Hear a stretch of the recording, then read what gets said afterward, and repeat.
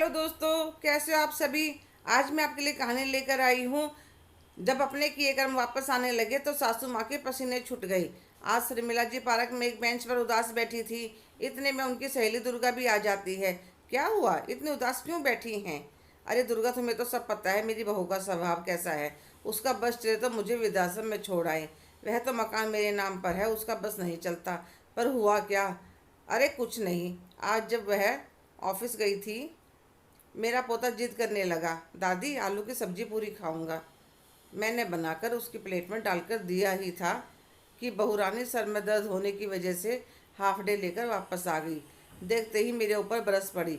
मेरे पीछे से बच्चों को इतना ऑयली फूड खिला रही हो, वेट बढ़ गया तो मुश्किल हो जाएगी।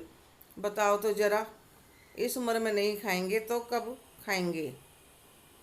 उदास मत हो शर्मिला, यह तो जीवन चक्र है, ऐसे ही चलता रहता है। कितने सालों से एक दूसरे को जानते हैं। मैं तुम्हारी सहेली हूँ। तुम्हारे लिए मुझे बुरा लगता है जब तुम परेशान होती हो। पर एक बात कहूँगी, तुमने भी अपनी सास को कभी मान सम्मान नहीं दिया था। तुम्हारी बहू तुम्हारे पोता पोती को तुम्हारे पास रहने तो देती है। जब तुम्हारे बच्चे छोटे थे तुमने नौकरी ज्वाइन कर ली। तुम्हारे पति ने कितना कहा कि घर में किसी चीज़ की कमी नहीं है, तुम बच्चों को संभालो। तुम नहीं मानी तो उन्होंने अपने माता पिता को गांव से बुला लिया। तुम्हें वह भी अच्छा नहीं लगा। तुम्हें सासू माँ से ज़्यादा आया के ऊपर भरोसा था। कुछ दिनों में दोनों को गांव में वापस भेज दिया।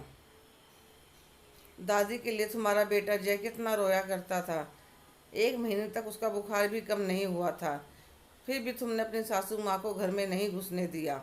जब तुम्हारे पति ने कहा तो कितनी लड़ाई करी उनसे।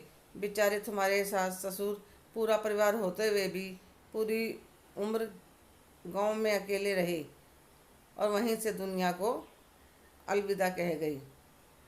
और अपने बच्चों को कौन सा समय दिया था? इतने मन करा इतने नौकरी करी, फिर नौकरी छोड़ दी और समाज सेवा में लग गई। कभी किटी पार्टी तो कभी क्लब। टाइम कब था तुम्हारे पास बच्चों के लिए?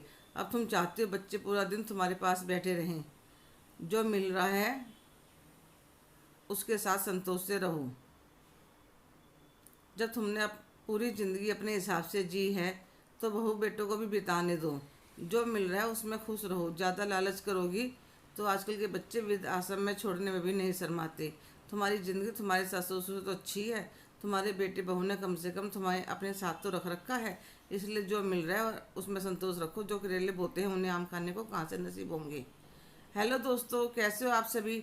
आज की कहानी आपको कैसी लगी कमेंट करके ज़रूर बताइएगा। अगर मेरे चैनल पर नए हैं तो लाइक शेयर सब्सक्राइब करना ना भूलें। धन्यवाद।